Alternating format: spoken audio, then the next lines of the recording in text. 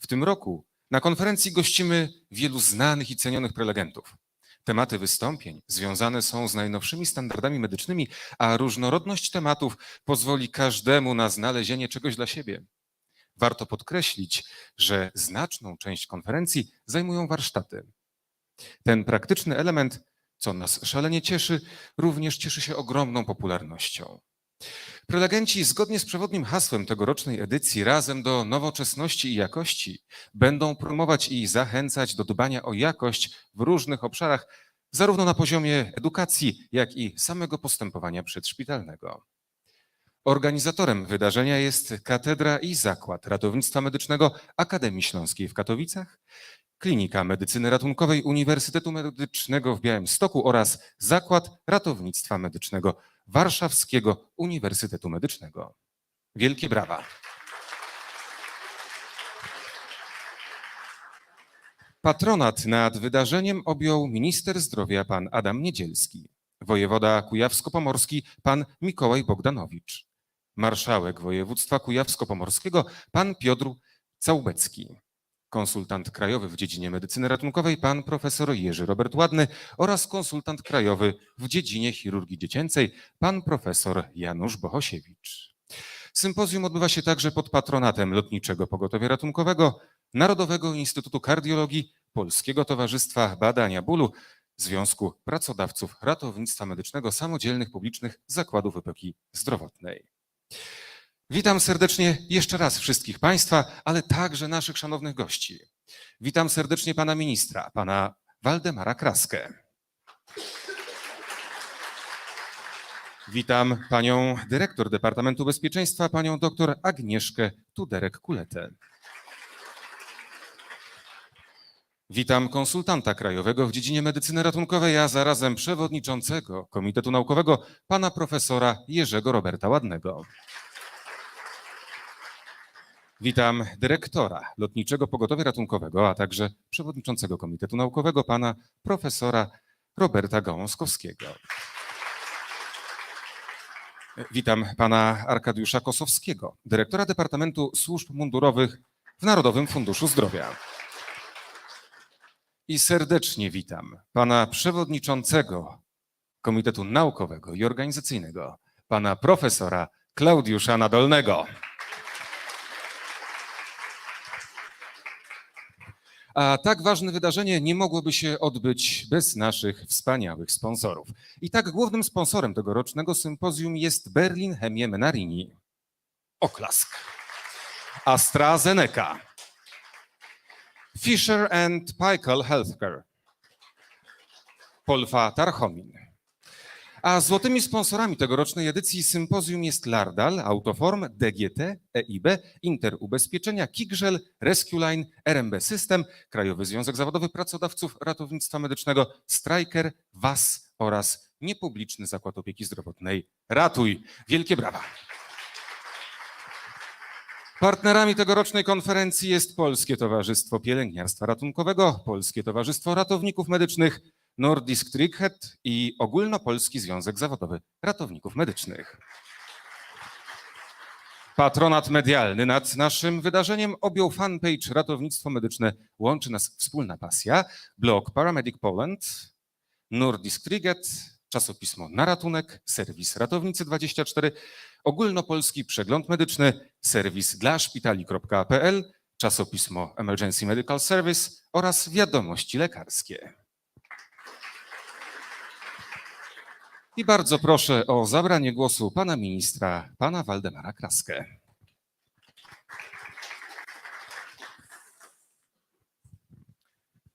Dzień dobry, witam bardzo serdecznie. Pan prowadzący powiedział, że mówił bardzo krótko, więc postaram się państwa nie zanudzić i przede wszystkim dziękuję za zaproszenie na kolejne sympozjum. Myślę, że ono już wpisało się w krajobraz polskiej medycyny ratunkowej, więc dziękuję panu przewodniczącemu za to, że tak aktywnie włączył się w to i organizuje te kolejne sympozja. Okej, dobrze. Jasne. Ja tak nieśmiało, słuchajcie, bo ja jestem generalnie nieśmiały. Szanowni Państwo, no i widzicie. Proszę Państwa, myślę, że to jest kolejne sympozjum, które jak widać z spotkało się z dużym odzewem wśród Państwa, że chcecie tutaj przyjechać, chcecie także kształcić się, rozmawiać o nowych technologiach, o nowych rzeczach, które się pojawiają w ratownictwie medycznym. Ja jako praktyk, bo ja 30 lat jazdy w karetce, więc myślę, że jeden z Państwa tyle lat jeszcze nie jeździł w karetce. Znam doskonale specyfikę Waszej pracy, co mi, nie ukrywam, ułatwia pracę w Ministerstwie Zdrowia, ponieważ razem z Panią Dyrektor Tuderek zajmujemy się departamentem, który zajmuje się ratownictwem medycznym. Nie jest to łatwy departament, ale myślę, że dość dobrze sobie z tym radzimy, szczególnie, że ostatnie lata myślę, że są dobrymi latami dla ratownictwa medycznego. Jak zacząłem swoją pracę w Ministerstwie Zdrowia w 2019 roku, budżet ratownictwa medycznego to był niespełna 2 miliardy złotych. Ten budżet na ten rok to jest 3 miliardy 602 miliony złotych. To jest praktycznie podwojenie tego budżetu sprzed 4 lat. Zawsze można powiedzieć, że to jest mało, ale myślę, że nie możemy ciągle narzekać i ciągle mówić, że dajcie nam więcej pieniędzy. Doskonale Państwo wiecie, że Wasza praca jest bardzo ważną pracą. To ostatnie 3 lata pandemii to pokazały, że to właśnie Wy byliście na tej pierwszej tak zwanej linii frontu i za to zawsze Wam gorąco dziękuję, bo stanęliście na wysokości zadania. Ale myślę, że także ten czas, który jest przed nami, to za chwilę powstanie samorząd ratowników medycznych, że będziecie mieli swoich przedstawicieli, że będziemy w końcu wiedzieli, ile mamy w Polsce ratowników medycznych, bo na tą chwilę tak do końca nie wiemy. To także jest dla Was też prestiż, że będziecie mieli swoich przedstawicieli, swój samorząd, że będziecie mieli swoją reprezentację, ale to także wiąże się z tym, że ten samorząd będzie od Państwa także wymagał. To nie są tylko same przywileje, ale także i obowiązki. Proszę Państwa, przed nami jest nowelizacja ustawy o ratownictwie medycznym. Troszkę ubolewam, że ten czas, który jest przed nami, czyli czas wyborów i ograniczonej ilości posiedzeń Sejmu może nam to uniemożliwić, ale wiele takich pilnych spraw, które musimy załatwić, troszeczkę przemycamy w innych ustawach, więc proszę się niepokoić, że pewne rzeczy gdzieś przepadły i one się nie wejdą w życie. One wejdą, tylko może zupełnie w innych miejscach. My na tym czuwamy i wiemy, że pewne rzeczy, które zostały już propagowane w czasie COVID-u i Państwo już się do nich przyzwyczaili, no chcemy je także zachować, więc myślę, że to nam się uda w ciągu najbliższych miesięcy, aby do wyborów parlamentarnych to dowieść. Nie ukrywam, że liczę na to, że ta ustawa jeszcze znajdzie swój finał w tym parlamencie, ponieważ ona praktycznie już jest gotowa, ona czeka w tej chwili na ten proces legislacyjny, czyli na wejście na Komitet Stały, na Radę Ministrów, potem na posiedzenie parlamentarne, szczególnie, że jest to ustawa, która myślę, że nie jest kontrowersyjna. Rozmawiam z wszystkimi klubami parlamentarnymi i wszyscy się za tą ustawą podpisują, więc myślę, że przy dobrych wiatrach ta ustawa w tym parlamencie zostanie jeszcze uchwalona. Aczkolwiek mówię, te rzeczy, które są bardzo pilne, my jakby nie czekając na ten etap legislacyjny, robimy to w innych miejscach. Szanowni Państwo, to sympozjum jest sympozjum, które jest dla Was nie tylko wyjechaniem na 2 lub 3 dni z swojego miejsca pracy, oderwaniem się od tych codziennych obowiązków, ale myślę także nawiązaniem nowych przyjaźni, nowych kontaktów, poznanie i wymianę doświadczeń, bo myślę, że w ratownictwie medycznym to jest bardzo ważne, byśmy ciągle jednak doskonalili swoją pracę.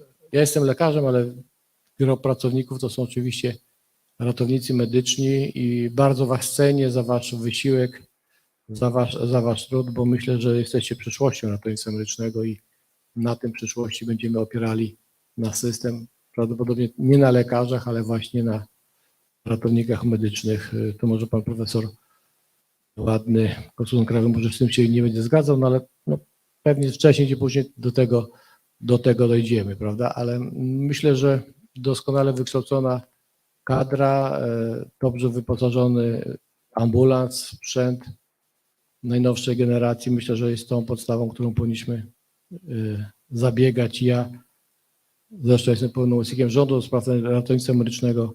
Staram się, aby tych pieniędzy dla ratownictwa medycznego było jak najwięcej, ale z drugiej strony będę, proszę Państwa, wymagał od Was, żebyście nie tylko korzystali z tych przywilejów, ale także dawali jak najwięcej siebie. Dlatego jesteśmy już przed, Agencja Jakości wydała już nam pewne dokumenty, że możemy wprowadzić akredytację w ratownictwie medycznym i chciałbym, żeby to się zadziało, że nie tylko jak szybko wyjedziecie i będziecie u pacjenta, ale także będę chciał mierzyć Waszą jakość Waszego postępowania. To oczywiście w ratownictwie nie jest łatwe. My w czasie COVID-u, gdy powstał taki zespół, w którym składzie właśnie pracowaliśmy nad nowelizacją ustawy, także rozmawialiśmy o jakości. To nie jest łatwy temat. Jak zmierzyć jakość w ratownictwie medycznym, prawda? Każdy może być, że miał taki przypadek, że nic się nie dało zrobić. I to jest pełna zgoda, tylko że no, musimy jednak pewne wartości, pewne parametry jednak mierzyć i do tego dochodzimy, aby także te jednostki, które mają lepsze efekty, które mają nie tylko czasy dojazdów bardzo dobre, ale także chodzi o leczenie pacjenta w karetce i dostarczenie go do szpitala, wykazywały się dobrymi parametrami i za to będziemy premiować także, jeżeli chodzi o kontrakty z NFZ-em. Więc tutaj także wasi pracodawcy będą to od państwa wymagali, więc myślę, że troszeczkę przechodzimy już na inny poziom. Nie tylko, że jesteście w pracy, że robicie swoją pracę od godziny 7 do 19 czy całą dobę, ale także będziemy mierzyli waszą jakość. To może czasem jest niepopularne i myślę, że może spotykać się z pewnym zakłopotaniem, ale ja muszę także myśleć o pacjentach. Pacjent musi wiedzieć, że ta karetka, która do niego przyjedzie, obojętnie, czy to jest Kraków, czy to jest mała miejscowość, nie wiem, Siedlce, to nie jest mała miejscowość, będzie na takim poziomie świadczone usługi i tego, proszę Państwa, nie odpuszczę. Tego nie odpuszczę, ponieważ znam to środowisko tak jak w każdym. Ja jestem chirurgiem, no, są artyści, są rzemieślnicy, tak samo i u Was. No, są ludzie, którzy przychodzą do pracy, którzy tą pracą żyją, ale są tacy, którzy tylko chcą, aby tam zarabiać pieniądze. Więc no, musimy pewien standard wypracować i póki jestem w ministerstwie, będę starał się, aby całe polskie ratownictwo było jednak na najwyższym poziomie. Więc no, ci, co prawda nie chcą do tego się stosować, no, pewnie się będziemy z nimi żegnać, ale mam nadzieję, że jeżeli pracujecie Państwo w tym systemie i jesteście na tej konferencji, to tutaj takich osób nie będzie. Żeby nie przedłużać, bo pan redaktor już na mnie już tak patrzy, że powinien skończyć. Szanowni Państwo, życzę owocnych obrad. Jeżeli Państwo macie do mnie jakieś sprawy czy sugestie, jestem do dyspozycji. Jestem tutaj 2 dni. Zapraszam w rozmowach kolorowych. Możemy porozmawiać, tak jak ratownik z ratownikiem. Dziękuję Pytania bardzo. w tych kuluarach. Dziękujemy, panie ministrze. Bardzo proszę o zabranie głosu pana dyrektora Departamentu Służb Mundurowych w Narodowym Funduszu Zdrowia, pana Arkadiusza Kosowskiego.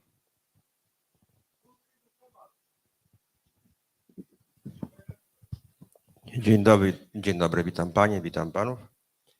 No, pan minister powiedział prawie wszystko. To ja tylko powiem, że pieniądze to NFZ, a NFZ ma pieniądze, w związku z tym proszę się o pieniądze nie martwić. O pieniądzach pan minister wspomniał, a ja dodam do tych pieniędzy jeszcze świadczenia medyczne szpitalne oddziały ratunkowe, a więc razem to jest ponad 6 miliardów 200 milionów złotych na część ratownictwa przedszpitalnego i szpitalnego. W tej części przedszpitalnej ratownictwa medycznego pracuje 3747 kobiet i ponad 16 700 ratowników medycznych w różnym wymiarze czasu pracy. Oczywiście oczekujemy powstania, to co wspomniał pan minister, samorządu, bo tak naprawdę nie wiemy, ilu ratowników w Polsce skończyło szkoły, ma uprawnienia, nie uprawia zawodu albo uprawia ten zawód w innych dziedzinach medycyny. Ci ratownicy, którzy pracują w systemie ratownictwa medycznego, to jest ponad 20 000 osób. Ale ci wszyscy ratownicy i lekarze, o tym wspomniał pan minister, wiele dobrego zrobili w COVID-zie, ratując ludzi, wspierając społeczeństwo, wspierając systemy. I bardzo dużo państwo robicie indywidualnie w różnych akcjach na rzecz Ukrainy w dniu dzisiejszym. I za te państwa starania, pracę, aktywność i opiekę bardzo w imieniu prezesa i swoim Narodowego Funduszu Zdrowia dziękujemy. Bo to było widać i gdyby nie państwa trud i zaangażowanie, to przebieg pandemii na pewno by tak nie wyglądał, jak sprawnie wyglądał w zakresie opieki i ochrony nad pacjentami. O pieniądzach powiedzieliśmy, o kadrze powiedzieliśmy. Powiem jeszcze słowo, że w tym roku od stycznia ratownictwo medyczne powróciło do finansowania przez Narodowy Fundusz Zdrowia i Narodowy Fundusz Zdrowia w tym roku jest przygotowany na finansowanie lipcowych zmian z minimalnych stawek wynagrodzenia. Czekamy na wycenę Agencji Oceny Technologii i Taryfikacji. Na pewno w ślad za decyzjami agencji pójdą działania NFZ-u. To jest jeden obszar naszego działania, a drugi obszar naszego zainteresowania. Będziemy w tym roku bardzo bacznie przyglądać się realizacji przepisów ustawy dotyczącej transportu pacjenta nie do najbliższego szpitala, a do wyspecjalizowanego szpitala. Do tego, jak się wykorzystuje potencjał ratownictwa medycznego do udzielenia kwalifikowanej pomocy w miejscach, gdzie pacjent się powinien znaleźć. I to będzie główny aspekt aktywności Narodowego Funduszu Zdrowia w zakresie oceny działalności ratownictwa medycznego. Do tego celu bardzo aktywnie będziemy wykorzystywali konsultantów wojewódzkich, którzy zgodnie ze swoimi obowiązkami sprawują nadzór merytoryczny. A więc cały ten obszar, bagaż tematów będziemy wspólnie oceniać, weryfikować i wspierać ratownictwo medyczne w zakresie kierowania i adresowania problemów medycznych pacjenta do szpitala, w którym ten pacjent ze swoich wskazań powinien się znaleźć. Życzę Państwu dobrych obrad, pięknej pogody, przygotowanych, merytorycznych prelegentów i wspaniałej koleżeńskiej zabawy w wolnych chwilach. Wszystkiego dobrego. Dziękuję za uwagę. Dziękujemy bardzo. Bardzo proszę o zabranie głosu pana profesora Jerzego Roberta Ładnego, konsultanta krajowego w dziedzinie medycyny ratunkowej. Panie ministrze, pani dyrektor, szanowni państwo. Zostałem okrojony troszeczkę z czasu, dlatego nie będę długo mówił. Witam państwa bardzo serdecznie po raz 9 na tej konferencji. Do jakiegoś czasu byłem też gościem, a od pewnego czasu jestem współorganizatorem. I jeszcze jedna bardzo ważna sprawa, ponieważ odpowiadam tutaj za tą część naukową, merytoryczną. Wszyscy prelegenci zostali poproszeni o to, żeby byli do państwa dyspozycji, dlatego że mamy tak bogaty program, że każdy z nich ma tylko 15 minut, żeby państwu przedstawić te najnowsze osiągnięcia wiedzy z zakresu medycyny ratunkowej. No i ostatnia rzecz, przepraszam panie ministrze, że wyjdę przed szereg. Oczywiście my widzimy miejsce dla lekarza w systemie. Widzimy miejsce i w najnowszym wydaniu podręcznika nie jest to lokowanie produktu z zakresu procedur i zabiegów w medycynie ratunkowej. Ja już oswajam czytelników z pojęciem telelekarz. Życzę owocnych obrad, miłego pobytu w Grudziądzu. Dziękuję bardzo. Dziękujemy bardzo. Zapraszam pana profesora Roberta Gałązkowskiego, dyrektora Lotniczego Pogotowia Ratunkowego. Panie ministrze, szanowni państwo, cieszę się, że już po raz 9 spotykamy się w Grudziądzu w tak licznym gronie. To jest sympozjum, które daje możliwość i pozyskania nowej wiedzy, poćwiczenia procedur, ale też spotkania towarzyskiego, którego tak bardzo nam przez ten czas pandemii brakowało. Życzę wszystkim aby z tego spotkania wyciągnąć dla siebie jak najwięcej, zarówno naukowo, szkoleniowo, jak i towarzysko. Wszystkiego dobrego. Bardzo dziękujemy. I jako ostatniego poproszę o zabranie głosu profesora Klaudiusza Nadolnego. To taki motor tego całego wydarzenia. Przewodniczący komitetów, organizator i właściwie taka osoba, która daje tą inspirację i siłę nam, abyśmy mogli wszyscy wspólnie stworzyć to jakże wspaniałe sympozjum. Szanowny Panie Ministrze, Szanowni Państwo, bardzo się cieszę, że jesteście, bardzo się cieszę na tak dużą frekwencję. Niestety ograniczenia związane z noclegami, bo jak Państwo wiecie, tak naprawdę noclegi są tutaj w hotelu, są w domkach, są w hotelu rad, a chętnych jest dużo więcej niż jest miejsc, co nas jako organizatorów bardzo cieszy. Oczywiście nie byłoby tej organizacji, gdyby nie cały komitet organizacyjny. Tutaj chciałem bardzo podziękować wszystkim członkom komitetu organizacyjnego, bo każdy tutaj przyłożył swoją cegiełkę do tego, że możemy się tutaj spotkać. Przygotowaliśmy dla Państwa, myślę, że bardzo dużo ciekawych wykładów. Też zaprosiliśmy, myślę, że osoby, które są uznawane w Polsce jako autorytety, jeśli chodzi o kwestię taką medyczną, naukową, ale też przygotowaliśmy, co to będzie za chwilę, czyli wstęp de facto do takiej szerszej dyskusji na temat samorządu ratowników medycznych. Tutaj też nie kończymy tylko na debacie, o tym też na pewno powie Jacek, nie Wawrzynek, tylko Borowiak w tym zakresie, że będziemy do Państwa dyspozycji i chcemy jakby przez cały okres sympozjum rozmawiać na temat samorządu. Tutaj wszyscy, którzy będą uczestniczyć w debacie, ale też tutaj, o czym Pan Minister wspominał, też jest do dyspozycji, rozmawiać na temat samorządu, bo to jest w mojej ocenie też taki temat bardzo, bardzo ważny. Pamiętacie Państwo, że samorząd to jesteśmy my. To nie jest tam X, Y, tylko to jesteśmy my wszyscy jako ratownicy medyczni. To od nas zależy, jak ten samorząd będzie funkcjonować i jak będzie wyglądać. Natomiast też tutaj oprócz oczywiście tej części merytorycznej przygotowaliśmy, jak to się ładnie w Infarmie nazywa, program pozamerytoryczny, do czego też zachęcam. Żeby nie przedłużać, to też tutaj chciałem w imieniu swoim, ale też całego komitetu organizacyjnego podziękować. Poproszę Cię, Mateusz, tutaj. Chciałem podziękować. Myślę, że nie słychać, nie będę korzystał z mikrofonu. Bardzo chciałem podziękować panu ministrowi, ponieważ pan minister zawsze jest z nami. Same uczestniczenie pana ministra w tym sympozjum jakby pokazuje też ważność i naszego wydarzenia, ale też to, że pan minister w tym środowisku działa. Zresztą tak jak pan minister wspominał, przez 30 lat pracował w zespole ratownictwa medycznego, więc też te problemy są znane. Także panie ministrze, tutaj proszę przyjąć.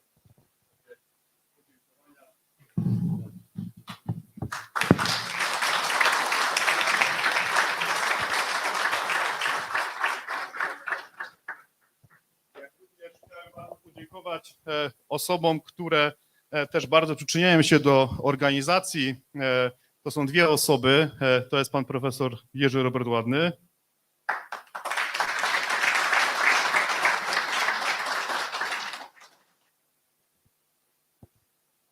I pan profesor Robert Gałązkowski.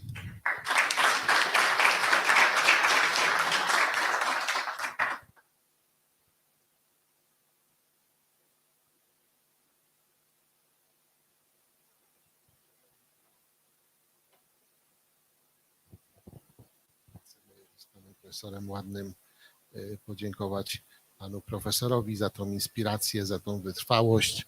A głośniej mam mówić, tak? Dobrze, to zacznę od początku.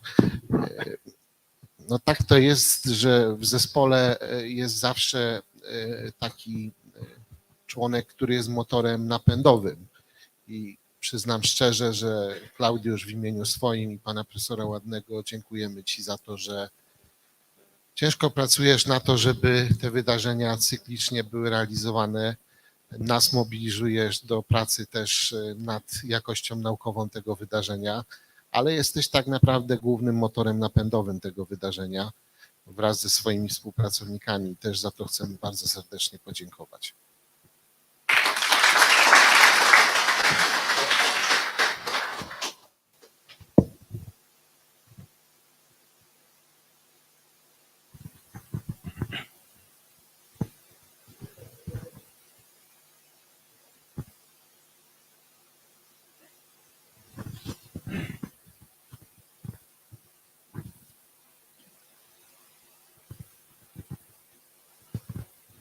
No to jeszcze raz wielkie brawa.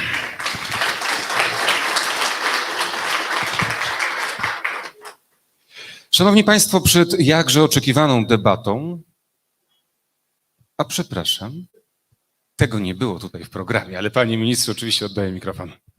No właśnie, tego nie było w programie. Szanowni Państwo, chcielibyśmy w imieniu Ministerstwa Zdrowia swoim, ale także pani dyrektor Agnieszki Dudarek-Kuleta podziękować organizatorom za to dzisiejsze spotkanie, ponieważ to jest 9.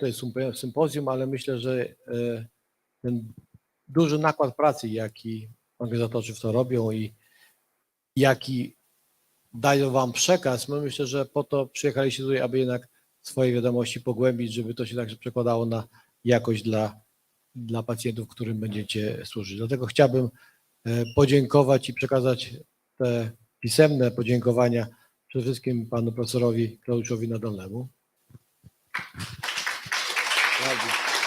Dziękuję Ci bardzo. To jest ten dobry duch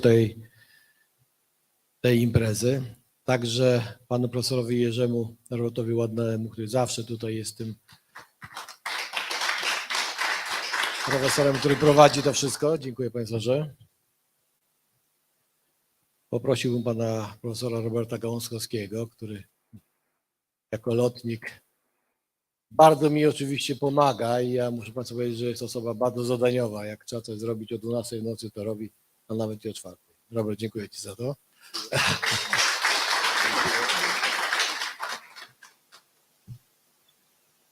Ale także są inni, którzy także pracują bardzo wytrwale. Pan magister Marcin Szurgacz.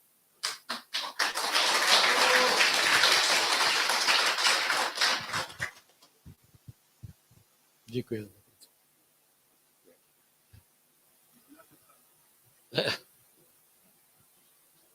Pan Piotr Szwedziński. Panie Piotrze, dziękuję za ten pomysł. Wspaniała robota. Dziękuję bardzo.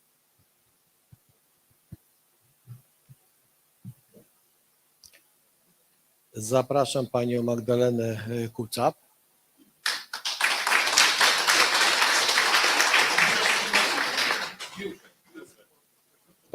Pracuje, no właśnie, niektórzy pracują jeszcze.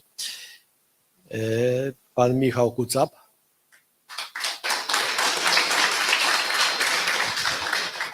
Pewnie razem pracują? Tak, nie. Przekażemy oczywiście. Pan doktor Jacek Wawrzynek. To są szczególne podziękowania, ponieważ z panem doktorem spotykamy się już wielokrotnie i naprawdę on prawie już jest ratownikiem medycznym. Prawie. Dziękuję bardzo. Dziękuję. Jest pan Michał. O. Panie Michale, jeszcze raz dziękuję za pracę. Dziękuję bardzo.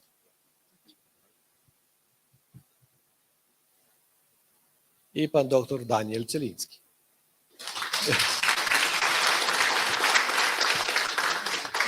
Daniel, dziękuję Ci bardzo. Jestem. Dziękuję bardzo. Szanowni Państwo, zatem przed jakże oczekiwaną debatą serdecznie Państwa zapraszam na krótki występ artystyczny. Wystąpią przed Państwem artyści z Państwowej Szkoły Muzycznej I i II stopnia imienia Stanisława Moniuszki w Grudziądzu. Pierwsza kompozycja to duet, fortepian z akordeonem, pozostałe to trio akordeonowe. Zagrają dla Państwa utwory Astora Piatkolik, Janusza Wojtarowicza oraz ponownie Astora Piazzoli. Szanowni Państwo, ale po występie artystycznym zostańcie proszę na sali, ponieważ od razu przejdziemy do debaty, którą poprowadzi dla Państwa Jacek Borowiak z Nordisk Triget. A przed Państwem Aleksander Kalinowski, fortepian i trio akordeonowe w składzie Iga Drzymalska, Oliwier Badziński i Marcin Warduliński.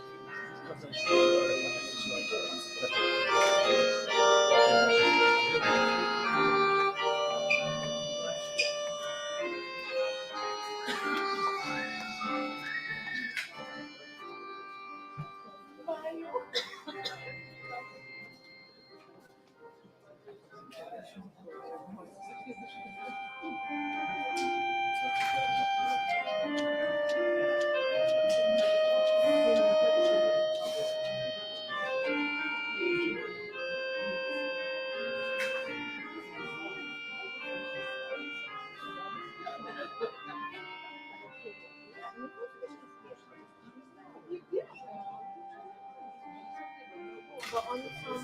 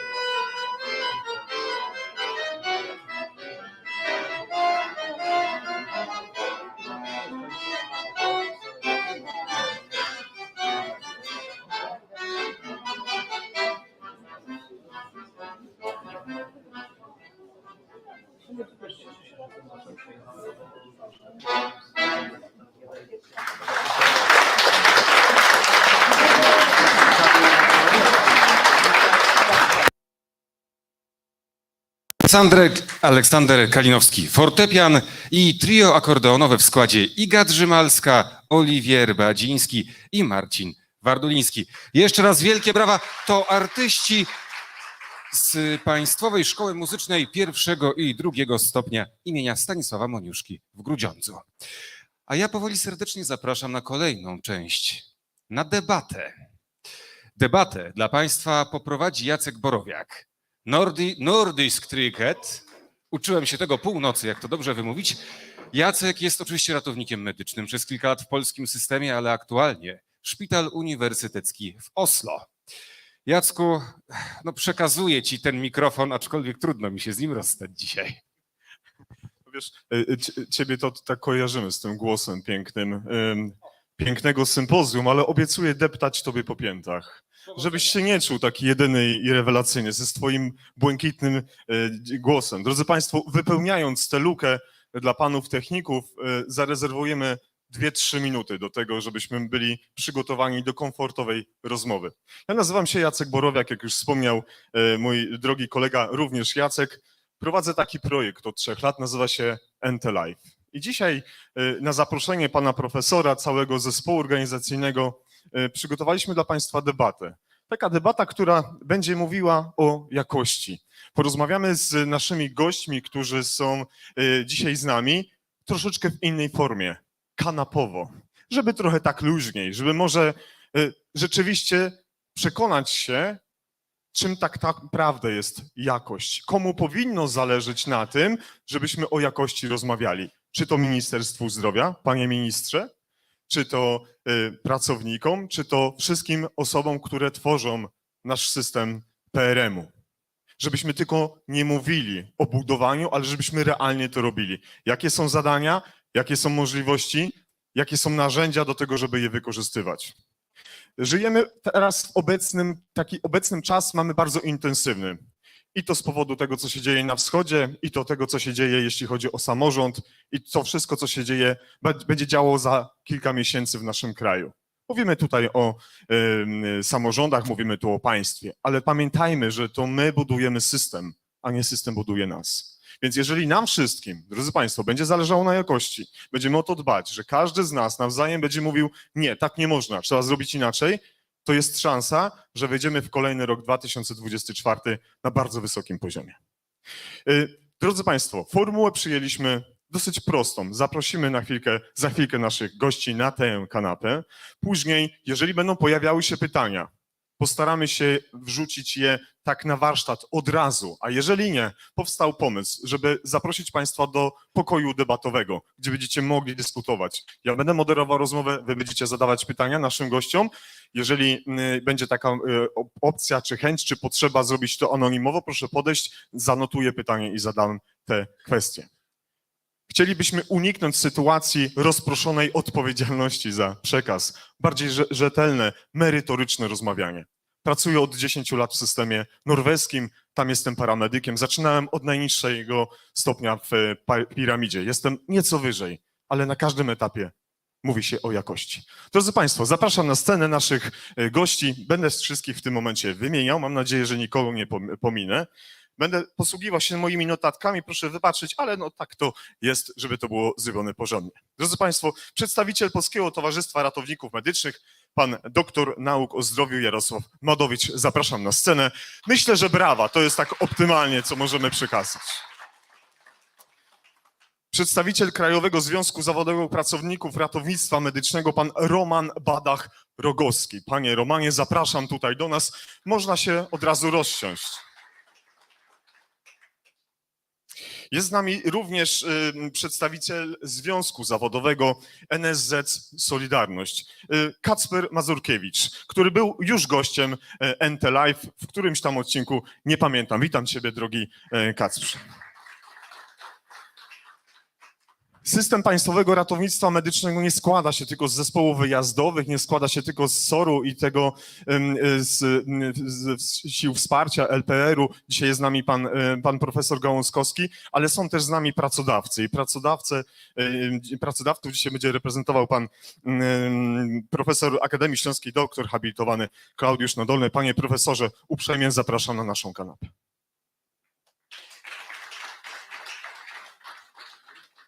Rozumiem, że pan Piotr nie dotarł do nas. Czy jest pan Piotr Dymon z nami, bo nie widziałem. Drodzy Państwo, jeżeli tak, to zapraszam. Przedstawiciel Ogólnopolskiego Związku Zawodowego Ratowników Medycznych, pan Piotr Dymon. Witam, panie Piotrze. Powinien poznać po brodzie, tak?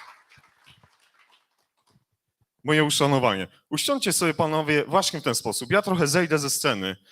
Może nie tak od razu, ale ja bym chciał zadać takie panowie pytanie, czym tak naprawdę dla was, dla każdego z was, bo reprezentujecie różne instytucje, różne potrzeby, różne wizje jakości, czym dla was jest pojęcie jakości? Dla pana, panie doktorze. Gdzie mamy mikrofon? Czym tak naprawdę dla pana ta jakość jest? Dzień dobry Państwu. Bardzo dziękuję za zaproszenie do tej debaty, bo jest to dosyć istotna sprawa dla ratownictwa medycznego i dla całego systemu. Dzisiaj jakość, ja ponieważ dużo czasu zawodowego spędzam w szpitalu, ta jakość w szpitalnictwie dzisiaj została bardzo uregulowana. Mamy centrum jakości, mamy akredytację, procedury i to wszystko w szpitalu dzisiaj realizujemy, uzyskujemy certyfikaty. Pora przyszła chyba na to, żeby również w systemie ratownictwa medycznego wprowadzić pewne elementy jakościowe. Myślę, że ta jakość, która zostanie w pewnym momencie również w systemie ratownictwa medycznego wprowadzona, ona na pewno podniesie bezpieczeństwo dla pacjentów, ale myślę też i wydajność tego systemu pod kątem i czasów dotarcia i wykonywania pewnych, powiedzmy, procedur. Ja pamiętam taki czas, kiedy była uchwalona ustawa o Państwowym Ratownictwie Medycznym i w pierwszej jej wersji było zapisane, że minister zdrowia wyda rozporządzenie, w którym określi standardy postępowania zespołu ratownictwa medycznego. To rzeczywiście nie weszło w życie, ale zastąpiło to jakby zapis, że każdy ratownik medyczny musi postępować według aktualnej wiedzy medycznej.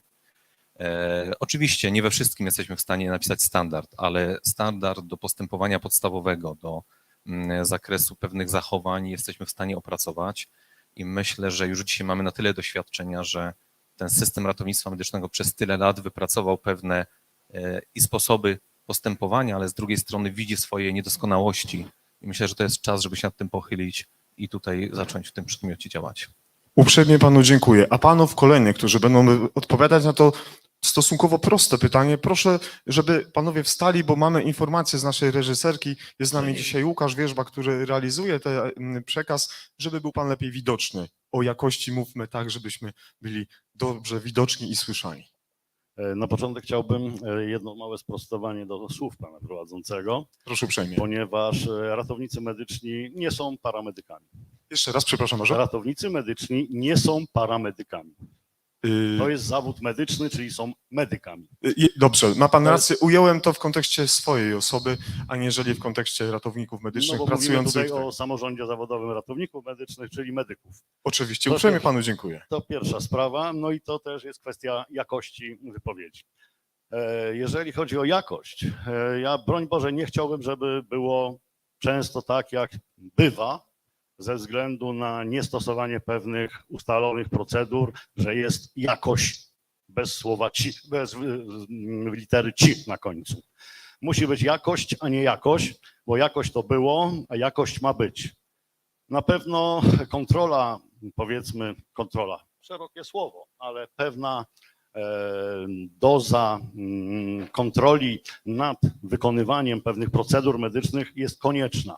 Standardy są konieczne. Jak kolega wspomniał, w pierwotnej wersji ustawy o Państwowym Ratownictwie Medycznym był artykuł, który przewidywał takie, powiedzmy, spis procedur, którego nie ma, no i nie będzie, bo to wszystko cały czas się zmienia, nauka idzie do przodu i chciałbym, żeby ta jakość nadążała za zmianami w nauce, za postępami medycyny. Żeby ta jakość istniała, musi ona być w każdym zakątku Polski i zarówno w Krakowie, jak i w Zielonej Górze, jak i w Pcimiu Dolnym. Musi być dostęp do tego samego sprzętu, do dobrze wyposażonej karetki, ale i do dobrze, rzekłbym bardzo dobrze wyszkolonego personelu, który będzie wiedział, co robić, żeby ta jakość była jak najlepsza, żeby niosła pożytek pacjentowi, a zarazem całemu społeczeństwu. Myślę, że ta debata jest na tyle krótka, że o tej jakości nie będę już dalej się wypowiadał. Są jeszcze koledzy, którzy na pewno dopowiedzą. Zgadzam się z panem w pełni. Jest to rozpoczęcie naszej debaty, którą, tak jak dzisiaj pan profesor Nadolny powiedział, chcielibyśmy kontynuować dziś, jutro i daj Boże jeszcze w czwartek. Zapraszam panie Kacprze. To czym ta jakość jest według przedstawiciela NSZ Solidarność, ale też ratownika medycznego, który na temat jakości też może sporo powiedzieć. Dzień dobry wszystkim. Ja ten wstęp taki podziękowania zostawię, bo troszeczkę nam czas leci. Czym jest jakość? No, ja uważam, że jakość jest naszym celem. Ja bym wyszedł od takiego stwierdzenia. Dziś, po tych kilkunastu latach, kiedy to ratownictwo medyczne działa w tej formie, w której działa obecnie, możemy już sobie wziąć pewne wyznaczniki i wiedzieć, do czego dążymy. To, co było kiedyś mało istotne, bo budowaliśmy ten system całego Państwowego Ratownictwa Medycznego, dziś go budować nie musimy, możemy go tylko ulepszać i rozbudowywać. Dla mnie jakość to jest mentoring, czyli coś, co dziś już działa, ale w takiej nieformalnej formie, bo każdy z nas ma kogoś, kolegę w pracy, koleżankę, do której się możemy, czy którego zawsze zwrócić z pytaniem, opowiedzieć o naszym wyjeździe i jakby przedyskutować ten temat, czy było dobrze, czy było źle i wyciągnąć z tego wnioski na przyszłość. Także w mojej ocenie jakość jest naszym celem i ona też będzie jakby wyznaczała się i opierała się właśnie na tym mentoringu, na jakimś takim tutoringu, nawet mówiąc już z takich mocno jakichś korporacyjnych sformułowań, ale też troszeczkę z tej korporacji bym wciągnął w to ratownictwo, bo to da nam lepszy komfort pracy, a zobaczmy, jaką teraz mamy jakość, jeżeli mamy takie potężne poparcie społeczne, 89%, czyli to jest nasz sukces i wszystkim nam za to serdecznie gratuluję i dziękuję. Uprzejmie dziękuję. To zapraszam do odpowiedzi na to pytanie kolejnego gościa. Pan Piotr Dymon. Proszę uprzejmie. Witam, dziękuję za zaproszenie. Ja nie będę jakoś bardzo oryginalny. Poprę to, co koledzy powiedzieli, od siebie dodam, jako związkowca mam trochę spaczone pojęcie. Za jakością powinny iść pieniądze, bo nie można mówić o tym, że my będziemy robić wysoką medycynę za środki, które nie będą wystarczające, żeby się utrzymać. No, to jest nasze działanie od kilku lat, więc myślę, że dobrym torem byłoby opracowanie systemu szkoleń, które będą obowiązkowe, ale płatne, może nie przeprowadzane, ale przez Ministerstwo Zdrowia, żeby ta motywacja była dużo większa niż w tym momencie, bo trzeba sobie zdać sprawę, że jak nie ma odpowiedniej motywacji, to medycyna będzie może nie po macoszemu, ale takim niskim poziomem robiona i to nie będzie się odbijało na jakości w żaden sposób. Tyle ode mnie. Dziękuję bardzo. Panie profesorze, pan jako dyrektor Rejonowego Pogotowia Ratunkowego w Sosnowcu, jako jeden z dysponentów, mamy ich ponad 200 w Polsce, no to jak dla pana ta jakość powinna być rozumiana? Żeby się nie powtarzać, co koledzy tutaj wspomnieli, ja, jeżeli w ogóle temat jakości w ratownictwie, nie ukrywam, że to jest temat, który od kilku dobrych lat jakby zajmuje się kwestią też monitorowania danych, publikacji. No tutaj też niech Państwo zobaczą ze strony ustawodawcy Ministerstwa Zdrowia w ostatnim czasie sporo wydanych dokumentów w postaci dobrych praktyk, czyli właśnie rekomendacji, zaleceń, tutaj też pod jurysdykcją profesora Ładnego. Natomiast to, co dzisiaj też minister wspomniał na swoich wypowiedzi, czyli ta kwestia dotycząca akredytacji dysponentów ratownictwa medycznego, czyli mierzenia mierników jakości, bo tak naprawdę mówimy o jakości, a dzisiaj jedynym miernikiem jakości w systemie jest czas dojazdu, który jest kiepskim miernikiem jakości i nie mamy żadnych innych mierników jakości, tak? Stąd też tutaj te prace, które były w zespole, też cała ta kwestia dokumentu, który był opracowany przez Centrum Monitorowania Jakości, to jest na pewno ogromny jakby krok do przodu pod kątem monitorowania jakości. No nikt nie chce być oceniany, natomiast no tak naprawdę my od tego nie uciekniemy, jak chcemy budować dobry system, wysokiej jakości system, to musimy posiadać również te mierniki, które musimy je po prostu badać i wtedy się możemy porównywać do innych krajów. Wchodząc trochę w dyskus z tym, co powiedział pan Roman, to szpital, który ja reprezentuję, to nie jest szpital największy na świecie, ale blisko 25 000 pracowników.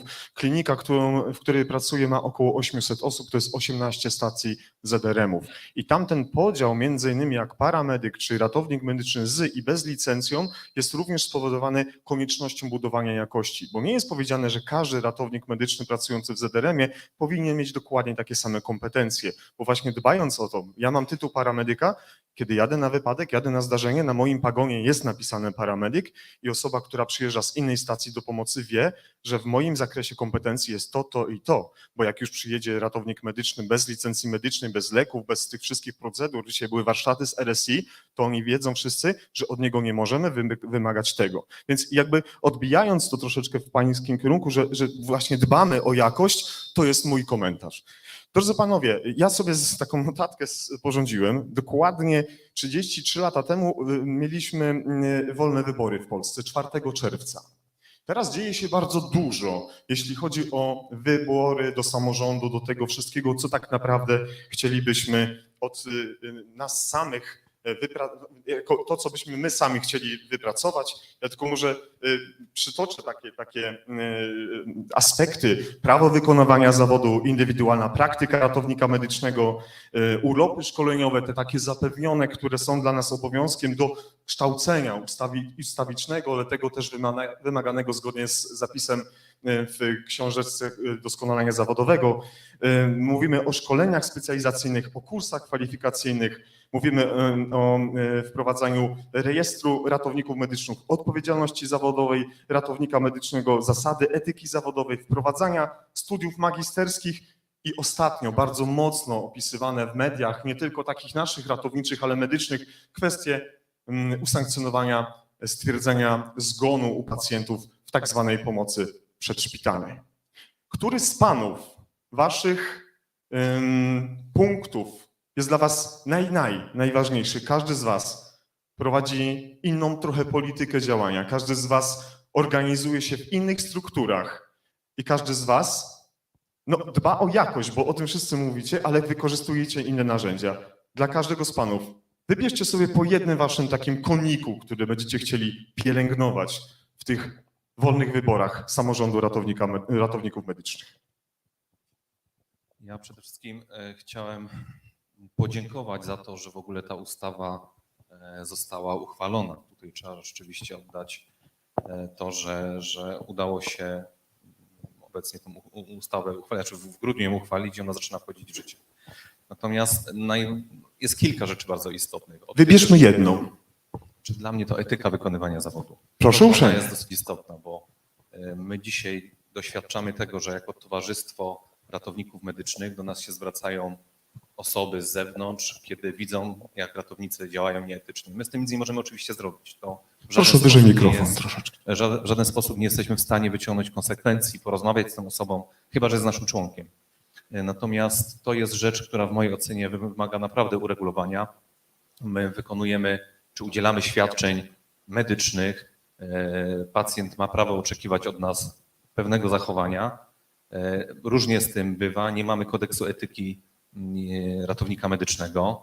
Myślę, że dla mnie jest to dosyć istotny parametr, który powinniśmy tutaj wziąć pod uwagę. Dziękuję bardzo. Kolejny pan, kolejna osoba, bardzo proszę. Jak mam się skupić na jednym punkcie? Tak, aczkolwiek- proszę na jednym. No, jakkolwiek wszystkie są bardzo ważne. bo Ogromnie. Jeden nie istnieje bez pozostałych. Jest to mechanizm naczyń powiązanych. Oczywiście, oczywiście. No to moim zdaniem prawo wykonywania zawodu jako rzecz, że tak powiem, święta.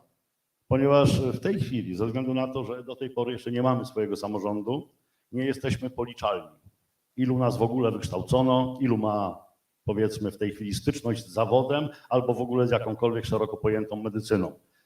Prawo wykonywania zawodu konieczne dlatego, że w dobie pandemii, mówmy też o gratyfikacjach finansowych, jak w pewnym momencie zaczęto płacić dodatkową pensję, ni stąd, ni zowąd pojawiło się wielu ratowników. Skąd? No stąd, że byli na innych stanowiskach, w innych zawodach, co innego robili, nagle usłyszeli, że są pieniądze, to przyszli do systemu, często zapominając podstawowej wiedzy. Czyli często byli to ludzie z przypadku, którzy kiedyś x lat temu zrobili, powiedzmy, uprawnienia, zdobyli zawód ratownika medycznego, ale go nie uprawiali. To jest ryzyko wielkie niesienia właśnie złej jakości. Natomiast prawo wykonywania zawodu, nad którym ma mieć pieczę samorząd zawodowy, gdzie będzie możliwość jego w razie potrzeby zawieszenia. No bo przecież ratownicy też są ludźmi, a ze względu na to, że są na pierwszej linii frontu, są narażeni na ogromny stres. Badania dowodzą, że są ofiarami PTSD. Wobec powyższego są kuszeni różnymi używkami i podobnymi historiami. Nie ma w tej chwili możliwości, poza wyrokiem sądu powszechnego, odsunąć kogoś takiego od pełnienia zawodu. A wiemy, że w innych systemach anglosaskich, niemieckich, skandynawskich są takie rozwiązania. są Ale takie nie trzeba mechanizmy. patrzeć na inne systemy, wystarczy popatrzeć na inne zawody medyczne, Naturalnie. czyli chociażby zawód lekarza, pielęgniarki. No jest to kontrolowane nadawaniem prawa wykonywania zawodu. I w momencie, jeżeli ktoś przestanie uprawiać zawód, no to jeżeli ta przerwa jest zbyt długa, trzeba odpowiednie procedury wdrożyć, żeby mu umożliwić ponowny powrót do zawodu. Dziękuję uprzejmie. Wczoraj dyskutowaliśmy, co nas w takich już kuluarach, co nas najbardziej stresuje, kiedy otrzymujemy ten sygnał dźwięku w tablecie K1. I no, każdy wymieniał. No, stresuje chyba nas najbardziej to, do czego najrzadziej jeździmy, tak? Czyli możecie sobie Państwo dopowiedzieć, do jakich stanów najrzadziej w ostatnim czasie wyjeżdżaliście. Panie Kacprze, to co takiego na tym piku tej piramidy jest, według Pana? Na piku piramidy, z tego, panie Jacku, co pan wymienił, z tych obszarów, no to one są ważne, jasne, ale te, które już jakby są i one już są, to na nich bym się nie skupiał, jak chociażby czy prawo wykonania zawodu, no bo przecież to już będzie, to będzie istniało, nie ma od tego odwrotu. Jeżeli chodzi o stwierdzenie zgonów, ono też będzie, nie ma od tego odwrotu.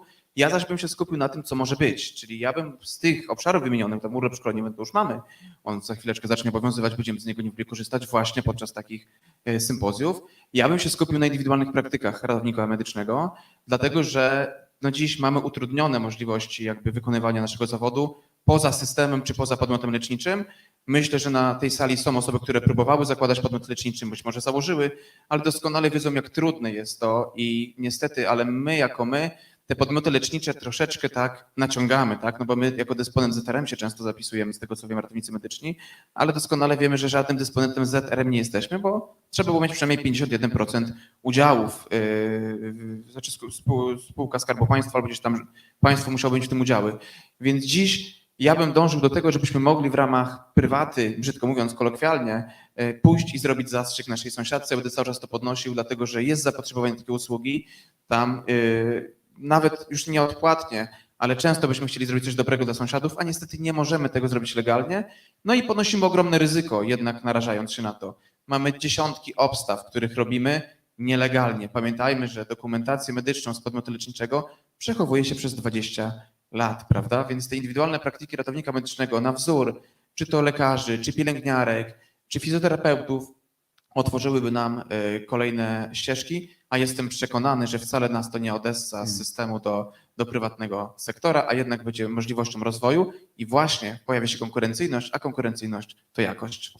Powiedział Pan o jednej rzeczy, która mnie troszkę zaniepokoiła. Pan powiedział, że może zrobić zastrzyk naszej sąsiadce i niekoniecznie chodzi o pieniądze. Za każdą pracę, zgodnie z ustawą zasadniczą, należy się wynagrodzenie, godne wynagrodzenie, ale zgodnie z jakością świadczonych usług.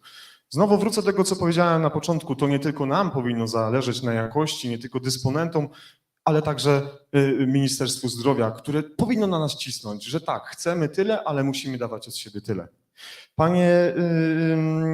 Panie Piotrze, to według Pana, ja lubię ściągawki, kiepsko widzę nawet w tych Ja okularach. też jestem krótko, Tak. także lepiej słyszę niż widzę. Ja myślę, że nie będę oryginalny. Sama ustawa jako taki akt, który wszedł teraz i będzie obowiązywał za miesiąc, 7 dni bodajże, to już jest duży krok do przodu, a dla mnie jak najbardziej chyba odpowiedzialność zawodowa, która też może stworzyć dużo problemów dla ratowników medycznych, bo póki co w zawodzie ratownika nie ma czegoś jak błąd medyczny, a on się pojawi. Ja jestem ciekawy, jak samorząd poradzi sobie z pomocą w takich sytuacjach, bo możemy mówić o zawieszeniu prawa wykonywania zawodu, o odebraniu, w tym momencie jest to dość utrudnione, możemy mówić o indywidualnej praktyce zawodowej, ale trzeba się skupić na tym, że odpowiedzialność zawodowa, świadomość odpowiedzialności zawodowej ciągnie za sobą to, że ta jakość wykonywanych usług powinna być na wysokim poziomie i to się chyba do tego w mojej ocenie zbiega wszystko. Dziękuję uprzejmie. Panie profesorze, zwracam się do pana profesora Klaudiusza Nadolnego. Jako dysponent, no właśnie, no niemałego pogotowia, wiele zespołów, wiele osób, wielu pracowników. No ale jakby pan miał wybrać z tej listy, ewentualnie coś dołożyć do tego zestawu. Niewiele zostało już z tej listy, więc z mojego punktu też widzenia, przede wszystkim jestem ratownikiem medycznym, stąd też udział w tej debacie, a nie jako pracodawca, to tak naprawdę kwestia kompetencji. Lekarzy w systemie nie ma, albo jest coraz mniej, więc te kompetencje przyjmują zespoły podstawowe, gdzie no de facto główną jakby w liczbach to są ratownicy medyczni lub pielęgniarka systemu, kierownik zespołu ratownictwa medycznego. W związku z powyższym obywatel oczekuje od nas, gdzie pomoc medyczna będzie udzielona na wysokim poziomie, na tej jakości. Więc skoro lekarzy jest coraz mniej i będzie coraz mniej, to w systemie opieki przyszpitalnej to te kompetencje muszą przejąć ktoś inny, czyli de facto w większości to będą ratownicy medyczni. I tutaj, jeżeli chodzi o tą ustawę, co też Jacku wymieniłeś, to kwestie kursów kwalifikacyjnych i studia magisterskie. Bo ja sam jestem przeciwny zwiększenia uprawnień ratownikom medycznym wszystkim, bo te uprawnienia dzisiaj są już bardzo wysokie, więc dawanie wszystkim nowych kompetencji, w mojej ocenie jest to zły kierunek. Natomiast kompetencji, które są potrzebne, jasne, ale właśnie albo po studiach magisterskich, no bo studia magisterskie no muszą dawać nowe kompetencje, no nie mogą być powieleniem studiów licencjackich, no bo po co wtedy studia magisterskie robić, ale też właśnie kursy kwalifikacyjne i właśnie, czyli jakby przygotowanie również w kształceniu przedyplomowym, podyplomowym ratownika medycznego do tego, aby te kompetencje nabywał. No patrz, intubacja u pacjenta z zachowanym oznakami krążenia, tak, no to myślę, że to jest taki temat chyba najbardziej na tapecie, a nie chodzi o intubację, a chodzi o po prostu używanie odpowiednich leków zwietrzających, Tak. typ RSI. No, stąd też dzisiaj część osób miała okazję być na warsztatach z tego zakresu, że doświadczeni anestezjolodzy takie warsztaty dzisiaj prowadziły, też będzie wykład z tego, także też serdecznie zapraszam. Więc z mojego punktu widzenia myślę, że to jest ten kierunek, a my jesteśmy za to, czyli osoby, które są w tym systemie Państwowego Ratownictwa Medycznego, wszyscy, począwszy od członków ratownictwa, pracodawców, Ministerstwa Zdrowia, konsultanta, Narodowego Funduszu Zdrowia i tak dalej, po to, żeby obywatel czy osoba, która przybywa na terenie naszego kraju, uzyskała bardzo fachową, jakościową, najwyższym poziomie usługę medyczną. I to myślę, że jest naszym głównym celem. Dziękuję bardzo. Drodzy panowie, no tak nie wiem, dlaczego nie ma żadnej pani, ale może jedna z pań będzie miała ochotę zadać później jakieś pytanie, to z przyjemnością. Mogę się, Jacku, przebrać? Tak, dobrze. Tam, gdzie jestem, dba się o parytety i bardzo się cieszę, że w zespole, który jest przygotowywany teraz do pracy ciężkiej, znalazła się jedna albo dwie panie tam u was, panowie, ale ja bym namawiał trochę większe te parytety zachować. Ja mam takie pytanie, które jest zarówno trochę trudne w jego odpowiedzi i konstrukcji również. Reprezentujecie różne instytucje.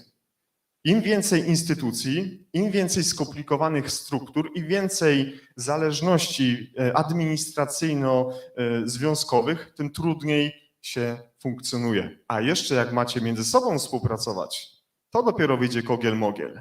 No to jak, szanowni panowie, byście powiedzieli w kilku zdaniach, jak ta współpraca między instytucjami, organizacjami, Ministerstwem Zdrowia, konsultantem krajowym, panami profesorami, paniami profesorkami powinna wyglądać? Taki przepis na ciasto bym prosił. Spróbujemy.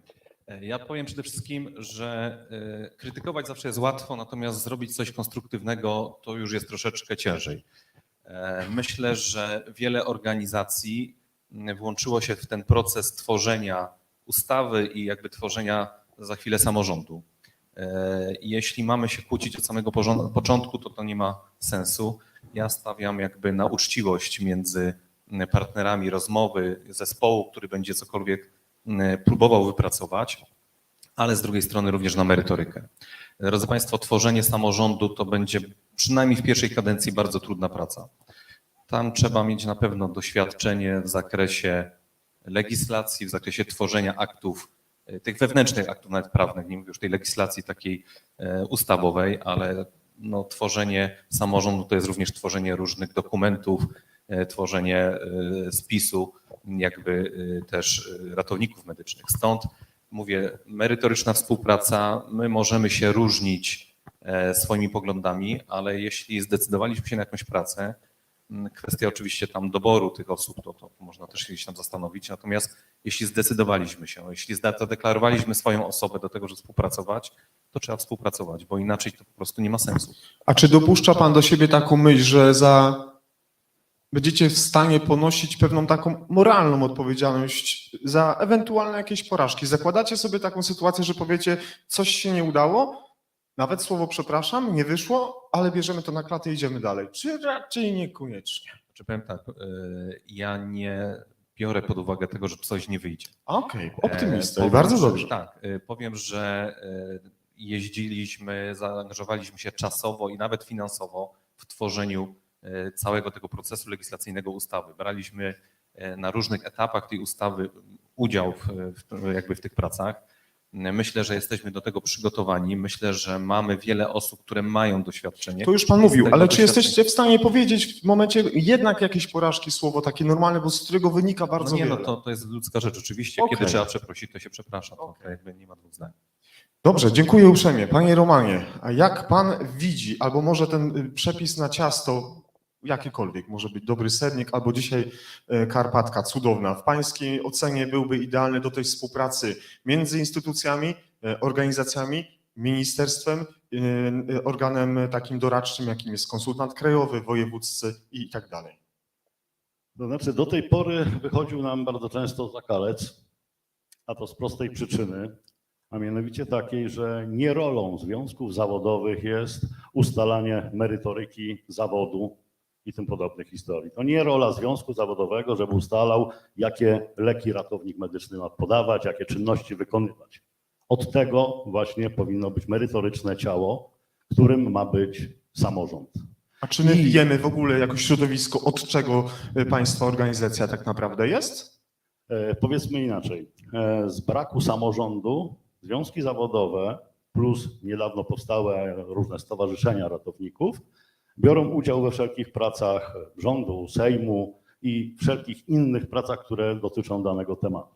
Rozumiem. Natomiast myślę, że błogosławieństwem będzie powstanie samorządu. Ustawa już jest. Nie wiem, ile ten samorząd będzie się teraz rodził. Mam nadzieję, że jak najszybciej. A przepis jest prosty. No niestety, ale najlepszym z najgorszych systemów jest demokracja. I w tym momencie mam nadzieję, że samorząd powstanie w wyniku wyborów demokratycznych, jawnych, transparentnych. Nie, żeby powstała Republika Kolesi, nie, żeby było Towarzystwo Wzajemnej Adoracji, tylko żeby powstał samorząd składający się na początek na pewno z ludzi doświadczonych, ale przygotowanych merytorycznie i żeby nie było tutaj układów, kolesiostwa, załatwiania prywaty i tym podobnych rzeczy. Ja pracuję w ratownictwie już ponad 30 lat, ale w związkach zawodowych działam no ponad 15. Dość powiedzieć, że już w roku 2007 nasz związek przygotował ustawę, którą wręczył klubom poselskim właśnie o samorządzie. Rozumiem. Później powstała Polska Rada Ratowników Medycznych z organizacji, które zrzeszają ratowników medycznych i były to różne organizacje, to były towarzystwa naukowe, związki zawodowe różne, żeby właśnie działać we wspólnym celu, czyli powołania tegoż samorządu. Bo to jest jedyne moim zdaniem merytoryczne ciało, które będzie w naszym imieniu się wypowiadało, a poza tym trzeba przyznać jedno, co jest bardzo istotne, będziemy też równoprawnie traktowani przez inne zawody medyczne. Bo do tej pory dochodziło do sytuacji dla nas dość przykrych, gdzie no, samorząd na przykład pielęgniarki twierdził, że skoro ratownik medyczny nie ma prawa wykonywania zawodu, nie ma swojego samorządu, to nie jest zawodem medycznym. Rozumiem. Mam nadzieję, że wrócimy do tego wątku w wywiadzie, jaki jest też zaplanowany z poszczególnymi przedstawicielami instytucji, panami, którzy siedzą na kanapie. I ja o ten wątek jeszcze zapytam. Pozwoli pan, panie Romanie. A jeszcze jedna bardzo istotna rzecz, a mianowicie taka, bo my to wszystko, tak jak tutaj siedzimy, robimy pro publico bono. Od wielu, wielu lat. I tu nie chodzi o jakieś korzyści majątkowe, tylko chodzi o sens i meritum tej sprawy, czyli tenże samorząd. Mam nadzieję, że cała bracia ratownicza, wszyscy ratownicy medyczni powinni w tym momencie zakasać rękawy, zainteresować się tematem i powiem tak, nawet ci, którzy są przeciwni samorządowi, są skazani na ten samorząd, bo inaczej nie będą wykonywali zawodu ratownika, jeżeli nie będą należeli do tegoż samorządu. To lepiej po prostu w sposób demokratyczny, jawny, uczciwy wybrać tych, którzy będą nas reprezentowali. Wspomniane, brawo, no jeżeli takie emocje wzbudza wypowiedź pana Romana, to bijmy brawo. Wspomniał pan o pełnej demokracji, jakie ona niesie z sobą zagrożenia. Te nasze wybory dawno temu, 4 czerwca, były w połowie demokratyczne, więc życzę, panie Romanie, żeby w waszym przypadku, w naszym przypadku była naprawdę pełna demokracja. Tylko zgodzę się z panem, pamiętajmy, drodzy państwo, że niesie to z sobą wiele wyzwań, nie problemów. No dobrze, no to pytanie zostało zadane, pozwolę sobie powtórzyć, bo jesteśmy na streamie, pozdrawiamy wszystkich widzów i słuchaczy NT Live, przed nami pan Kacper. No i jaki pan Kacper ma przepis na to, żeby się udało, żeby znowu nie wyszło jak zwykle, żeby nie było byle jak? No, przepis już został zrealizowany. Zobaczcie państwo, że 23 osoby zostały wybrane przez ministra zdrowia do pełnienia funkcji członków w komitecie organizacyjnym. No, ja myślę, że wszystkim nam, no bo też jestem członkiem tego komitetu, myślę, że wszystkim nam przyświeca jakby jeden wspólny cel polepszenia naszego zawodu. To już jest dużo i jak dla mnie to jest takie clue, to jest ten główny rdzeń tego ciasta. Robimy to nieodpłatnie, więc jeżeli ktoś społecznie chce działać i gdzieś tam jeździć do tej Warszawy, no niektórzy będą mieli blisko, no niektórzy mają dalej, tak jak ja z Wrocławia, no to jest ten kawałeczek, jakby w czasie wolnym, no to ja już wiem, że to już jest dobry przepis, już jest fajna mąka do tego. W piątek się spotykamy po raz pierwszy. Mam nadzieję, jestem przekonany o tym, że to będzie owocne spotkanie i że zaczniemy w końcu tworzyć nasz samorząd zawodowy. Myślę, że wielu z nas jakby pokłada duże nadzieje w powstaniu tego samorządu. Co dalej, zobaczymy. Niemniej jednak to jest w mojej ocenie pewne, że będzie dobrze i że nie będziemy się kłócić, bo już tam przyjechaliśmy we wspólnym celu i skoro tam się znaleźliśmy, oczywiście zostaliśmy jakby zaproponowani przez różne organizacje, jakby rozporządzenie ministra zdrowia właśnie zakładało kryteria, wobec których można tych członków przedstawiać, jasno, ale też pamiętajmy, że każdy związkowiec, każde stowarzyszenie ma za sobą jakichś swoich członków, którzy się zapisują do tych organizacji i jakby potem ich reprezentujemy, więc wydaje mi się, że naprawdę przed nami dobre ciasto do zjedzenia. Ja mam nadzieję, panie Kacprze, że przez pana przemawia rola ratownika medycznego, a nie coacha, bo pan Kacper jest coachem i akademikiem, więc mam nadzieję, że to stricte ratownicze przesłanie było. Dobrze, panie Piotrze. Dla mnie przepis jest prosty, to jest porozumienie ponad podziałami. Pokazaliśmy to 6 lat temu jako komitet protestacyjny. Dało się dogadać, trochę cel był inny. No, z ministerstwem od 4 lat, może to nie są przyjacielskie stosunki, ale rozmowa i dialog jest prowadzony cały czas. I Tu chciałbym rozwinąć ten wątek, panie który Piotrze. wątek? Pozwoli pan, że jednak będę Moniką Olejnik. Czy się to państwu podoba? Nie jestem blondynką. No dobra, ale jak już pan szedł w ten obszar, niech będzie. Panie ministrze, możemy. Konkretnie. No to jeden przykład. Znaczy jaki przykład? Że się nam rozmawia dobrze? A nie, użył pan innego stwierdzenia To przed nie są chwilą. przyjacielskie stosunki, bo jeżeli mówimy o przyjacielskich stosunkach, to Mhm. znaczy, że coś załatwiamy poza tą regułą prawną, a Dobrze. to są rozmowy, które są prowadzone w jakimś konkretnym celu. To Dobrze. nie jest tak, że umawiamy się na zasadzie ja do pana ministra przyjadę na kawę, albo on wpadnie do Krakowa i sobie siedzimy i pijemy. To nie dali panu nawet kawy, jak pan pojechał? No nie, kawę nam dali, nawiązując do kolegi Rozumiem. Romana, to na tira krzeseł i stołków w ministerstwie czekamy od Tak. 4 lat, on jeszcze nie dotarł. Więc dla mnie to jest tylko i wyłącznie dogadanie się pomiędzy sobą. Dobrze. Wszelkie animozje powinny zostać odłożone na bok, bo to jest, Mhm. to jest w naszym celu, dla naszego dobra. Nie działamy dla pielęgniarek, dla lekarzy, działamy dla nas samych, więc to jest chyba klucz tego wszystkiego. Przepis na jakieś ciasto mogę podać, nie wiem, mąka, jajka, cukier. Ja Kucharzem chętnie nie zanotuję. jestem, wodę potrafię zagotować. Ja bym to i spalił. No dobrze, no bo właśnie często tak jest. Kiedy prowadzimy rozmowy i wywiady w NT Live, piszą do nas widzowie i słuchacze. Więc bardzo często, to zawsze jest pokazywane, to zawsze jest zadawane. I zanim wywołam pana dyrektora, pana profesora, ratownika medycznego, kiedy zrobiliśmy odcinek NT Live, który trwał 3 godziny i 52 minuty, to był najdłuższy odcinek. Myślę, że mogłaby nas sponsorować firma, która robi preparaty na hemoroidy, przynajmniej, bo już nas naprawdę 4 litery bolały. Ale do czego zmierzam? Te wszystkie pytania, wszystkie komentarze, jakie padły, to były waszego, drodzy państwo, autorstwa. Nie było tam nic mojego, nie było tam nic z NT Live. Baza scenariusza, którą otrzymał pan profesor w trakcie rozmowy, to były wasze przemyślenia, to były wasze rozmowy. Mógłbym tutaj wymienić na jednym tchu wszystkich moich najczęściej spotykanych widzów i słuchaczy. To są ludzie z całej Polski, z małych i dużych ośrodków. Bardzo wam w tym momencie za to dziękuję i pamiętajcie, że do momentu, kiedy będziecie się odzywać, będziecie reagować i protestować na to, że kawy nie dali albo wyszedł zakalec, to jest szansa, że będziemy szli dalej. No to dobrze. Kolego ratowniku medycznym, pan profesor Klaudiusz Nadolny, jaki sposób na rozwiązanie sporów, nie wiem, problemów, wyzwań, jaki przepis na ciasto, żeby się udało, żeby razem do jakości było faktem, a nie tylko sloganem? Szanowni Państwo, no, wielkim sukcesem jest to, że ustawa została uchwalona i tu przychylam się do tych podziękowań dla Ministerstwa Zdrowia, że nie były to tylko puste słowa, ale faktycznie fakty. Mamy ustawę i tak naprawdę jesteśmy teraz w takim momencie bardzo ważnym dla całego środowiska, nie tylko ratowników medycznych, ale w ogóle systemu Państwowego Ratownictwa Medycznego z różnych też innych przyczyn, które może nie będę teraz o tym opowiadał. Natomiast tak naprawdę od nas zależy, jak ten samorząd będzie funkcjonował. Środowisko ratowników medycznych, bo to też i tu, Jacku, za to cię cenię, że w tych twoich audycjach nie jest nic jakby z góry Narzucane, reżyserowane. opracowane i tak dalej. I tutaj ta swoboda wypowiedzi i szczerość jest w mojej ocenie najważniejsza. Środowisko ratowników medycznych jest bardzo podzielone. I to wszyscy o tym wiemy. Dzisiaj to nie wybrzmiało, ale wszyscy jesteśmy świadomi, łącznie z Ministerstwem Zdrowia, że tak jest. I teraz przyjdzie ten czas, To jak sobie z tym poradzić, Klaudiuszu?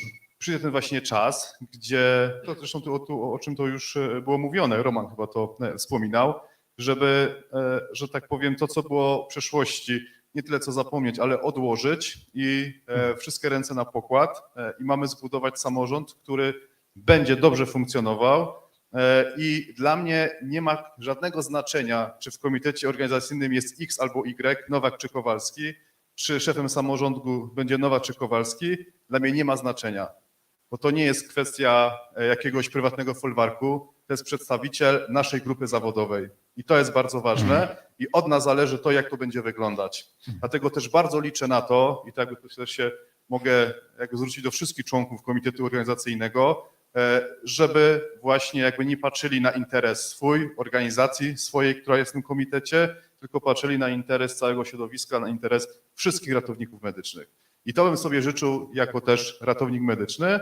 Oczywiście komitet organizacyjny ma pewne zadania wynikające też prosto z ustawy, zresztą też zarządzenia. Można powiedzieć, że tych elementów, tych zadań nie jest dużo, ale one są bardzo trudne organizacyjne, logistyczne. To będzie ogromne wyzwanie dla osób, które w tym komitecie się znajdują, do tego, żeby faktycznie wybrać te pierwsze historyczne władze samorządu, bo jak na samym początku zrobimy sobie problemy, a te problemy to sobie robimy sami sobie, mam nadzieję, że tak nie będzie, to niestety to będzie później efekt domina. Tak, ten samorząd musi tak powstać, tak zacząć funkcjonować, żeby reprezentował środowisko ratowników medycznych, tak byśmy to chcieli. Dziękuję uprzejmie. Drodzy Państwo, zbliżając się do zakończenia naszej debaty, ale jej pierwszego etapu, bo tak jak żeśmy powiedzieli, rozpoczynamy dyskusję i nie bójmy się dyskutować, rozmawiać. W przerwie obiadowej będziemy przenosić z Łukaszem Wierzbą, który dzisiaj realizuje ten przekaz, za co jestem mu bardzo wdzięczny. Będziemy budować studio, gdzie będziemy również przyjmować gości do wywiadów. Ja mam nadzieję, że pan, panie ministrze, panie profesorze, oczywiście również jest z nami pan dyrektor LPR-u, pan profesor Gałązkowski, znajdzie dla nas trochę czasu. Dziękuję, panie profesorze. Ale jeżeli ktoś będzie miał ochotę podejść do mnie, nie gryzę, usiąść i powiedzieć: Jacek, mam pomysł, mam przepis na ciasto, ale nie jest profesorem, magistrem, bo się okazuje, że nie zawsze trzeba mieć takie kompetencje, żeby pracować przy pacjencie. To zapraszam. Zapraszam, udostępnimy antenę i będziemy na ten temat dyskutować, żeby każdy był wysłuchany. Jednym ze stałych elementów NT-Live każdego jest podsumowanie. W podsumowaniu nasi goście mogą powiedzieć, co chcą. Lokować produkty, zgodzić się, nie zgodzić z postawioną tezą albo czymkolwiek. Na zakończenie prosiłbym o podsumowanie dzisiejszego naszego krótkiego wystąpienia i będziemy iść na bardzo dobry posiłek. Zapraszam. Dobrze, to postaram się krótko. Ja Bardzo. Tak, bardzo się cieszę jeszcze raz, że ustawa jest, że będziemy tworzyć samorząd i wierzę, że samorząd, który będzie służył zarówno środowisku ratowników medycznych, ale również pacjentom, bo tu będzie troszeczkę kontroli, będzie możliwość rozwoju zawodowego, tak jak mówił też profesor Nadolny, czyli też gradacja ratowników medycznych, to co chyba jest bardzo istotne w systemie. Także to jest chyba bardzo istotne. Dziękuję. Bardzo dziękuję, bardzo dziękuję. To zapraszam kolejnego pana, panie Romanie. No jakbym miał najkrócej Najkrócej jak się podsumować, da, to, ale rzeczowo i rzetelnie, fachowo. to no dzisiaj hura, hura, hura. Dobra, no to niech tak będzie. Hura, Takie hura z przesłanie. tego powodu, że ten samorząd będzie. Mhm. Jak będzie, to będziemy od niego wymagali tego, żeby działali na rzecz ratowników. I tak jak kolega wspomniał o gradacji, jest konieczna. W tej chwili wszyscy ratownicy medyczni praktycznie są wrzuceni, ja mówię o tych w systemie, nie w jakichś innych podmiotach leczniczych, prywatnych i innych, tylko mówię o tych w systemie, są wrzuceni do jednego worka, jeżeli chodzi o gratyfikację finansową, bo są w tabeli tam, gdzie być nie powinni. To było to krótkie, a to długie To dłuższe w troszeczkę, wywiadzie. objaśnienie krótkiego. Natomiast ja widzę ratownika medycznego systemu jako osobną rubrykę tabeli minimalnych wynagrodzeń. Jako osobną, cały czas to powtarzam i to na poziomie takim, gdzie równorzędnie te same czynności wykonuje na przykład magister pielęgniarstwa ze specjalizacją. Tam powinien być ratownik medyczny zespołu ratownictwa medycznego. Nieważne, czy w śmigłowcu, czy w karetce, czy na sorze. Będziemy wysłuchiwać i oczekiwać takiego procesu zmian. Zapraszam. Kolejna osoba z podsumowaniem. Panie Kacprze. Jeśli chodzi o podsumowanie dzisiejszego spotkania, nie planów na przyszłość, to chciałbym powiedzieć, że jesteśmy w mega albo kolokwialnie, ładnie mówiąc, w bardzo ważnym momencie naszego zawodu i myślę, że ten rok będziemy wspominać przez najbliższe kilkanaście, jak nie kilkadziesiąt lat. Jak wybory czerwcowe. Tak, no tak będzie. No to jest ważny moment dla naszego zawodu, więc w podsumowaniu mogę tylko powiedzieć, że wierzę w to, że może być jeszcze lepiej, wierzę w to, że może być nam jeszcze łatwiej. No i cóż, za nasz zawód i za nas. Dzięki wielkie. Dziękujemy bardzo. Panie Piotrze, Ja nie będę oryginalny, ale dla mnie... niech pan będzie oryginalny. Nie będę. Dla mnie podsumowaniem będzie rzetelny wybór i szybki wybór samorządu, który stworzy takie warunki działania dla organizacji związkowych, żeby idąc do Ministerstwa Zdrowia na tą przysłowiową kawę było szybko, konkretnie i wychodzimy stamtąd z nową tabelą, z dodatkowymi środkami. Nie za kalcem, żeby Tam nie było jak były zwykle. kanapki, ostatnio nie ma. Kawa jest, kanapek nie ma. I wychodzimy, owocowe czwartki, jak trafiamy. I generalnie wychodzimy z ministerstwa nie na zasadzie uzyskania informacji, że coś będzie w przyszłości, tylko mamy podstawy takie, że żądamy tego i tego, bo taki jest przepis, a minister mówi, dobra, dajcie mi już spokój, macie to i wychodzimy z tym magistrem, z osobną tabelą albo nawet z podtabelą, która będzie gradacją dodatkową za kursy, za staż. No, takich rzeczy można mnóstwo nawymyślać, które spowodują, że 1% składki członkowskiej może to być 100 zł od podstawy wynagrodzenia. I tego życzę. Ja mam taką podpowiedź do tego ostatniego wątku, co pan powiedział. Panie Klaudiuszu, już kończymy. W systemie, w którym ja pracuję, podpowiedź, panie ministrze, składki członkowskie dla samorządu, związku zawodowego, jakkolwiek, już nie chcę tutaj wymieniać konkretnego rozwiązania, odlicza się od podatku. Więc gdyby był pan tak uprzejmy z panem ministrem zdrowia, ministrem finansów porozmawiać, no to drodzy państwo, no to tu włożymy, tam wyciągniemy, tam dodamy, więc pewnie się uda. Więc nie wiedziałem, dziękuję. Panie Piotrze, mądrego to warto posłuchać. I na koniec z podsumowaniem pan kolega ratownik medyczny Klaudiusz Nadolny. Ja krótko, tak jak zawsze?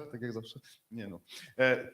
3 godziny później. Dobrze, mówcie. Tak naprawdę, no ja życzę to, że jak spotkamy się za rok tutaj, w Grudziądzu, to już zapraszam w maju, 10. jubileuszowe, to będziemy mówić nie o kwestii budowania samorządu, powstawania samorządu, tylko ten samorząd będzie już funkcjonował, już będziemy mogli tak naprawdę zająć się faktycznie jakby budowaniem zawodu ratownika medycznego i myślę, że ten rok do kolejnego sympozjum będzie bardzo ważny, a za rok mam nadzieję, że się spotkamy i będziemy debatować i będziemy ogłaszać sukces, że to był dobry rok dla systemu i dobry rok dla zawodu ratownika medycznego. Brawo, mi się podoba takie podsumowanie.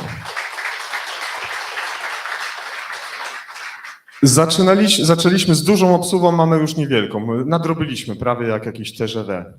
Ale moim podsumowaniem będzie takie coś kontrowersyjne, z czym was, panowie, zostawiam. Jeżeli wbije tym mocno ćwieka, no to trudno. Ja was namawiam do tego, żebyście, panowie, tworząc ten samorząd, tworząc struktury mocnej podwaliny, zawsze mieli z tyłu głowy takie coś. Jeżeli się nam coś nie udało, jeżeli się na pewnym etapie z czym sobie nie możemy poradzić, powiedzcie, nie potrafię, nie umiem, potrzebuję wsparcia, pomocy, a jak trzeba, to się wycofam. Taką menadżerską można umowę zawrzeć z wami, mandat zaufania. Jeżeli się menadżer do czegoś w firmie nie nadaje albo nie zrealizuje swojego celu, to co robi prezes? A wam życzę, żebyście mieli taką odwagę cywilną, żeby to zrobić. Drodzy państwo, dzisiejszą debatę... Aha, okej, no odbijamy piłkę, niech będzie, czyli Monika Ja bym Olejnik. chciał złożyć gratulacje i kondolencje kolegom. Życzę powodzenia. Z mojego doświadczenia wiem, że łatwo wam nie będzie. No, czy się w takich momentach bije brawo, czy... Nie wiem. Nie wiem. Drodzy państwo, byli z nami dzisiaj przedstawiciel Polskiego Towarzystwa Ratowników Medycznych, pan doktor nauk o zdrowiu, pan Jarosław Madowicz. Dziękuję, panie doktorze. Przedstawiciel Ogólnopolskiego Związku Zawodowego Ratowników Medycznych, pan Piotr Dymon. Dziękuję, panie Piotrze. Przedstawiciel Krajowego Związku Zawodowego Pracowników Ratownictwa Medycznego, pan Roman Badach-Rogowski. Panie Romanie. Dziękuję. Przedstawiciel Związku Zawodowego NSZZ Solidarność, pan Kacper Mazurkiewicz. przedstawiciel pracodawców, ale ratownik medyczny, pan profesor Akademii Śląskiej, doktor habilitowany Klaudiusz Nadolny. Dziękuję, panie profesorze. Nie rzucam słów na wiatr, jeśli chodzi o NT Live. Robimy to 3 lata. Za chwilkę będzie 3 lata. Zrobiliśmy ostatnio 89 odcinek. Na 100 odcinek mamy wielkie wydarzenie. Chyba nie mogę jeszcze za bardzo oficjalnie mówić, ale zapewniam Państwa, że za 11 odcinków to będzie wielka petarda. A kolejny projekt, który rozpoczynamy po wakacjach, to będzie druga petarda. Czekam na Wasze komentarze, czekam na Wasze opinie, jak się Wam podoba NT Live i jak się Wam podobała dzisiejsza debata. Ja nazywam się Jacek Borowiak, a to był NT Live. Dziękuję bardzo.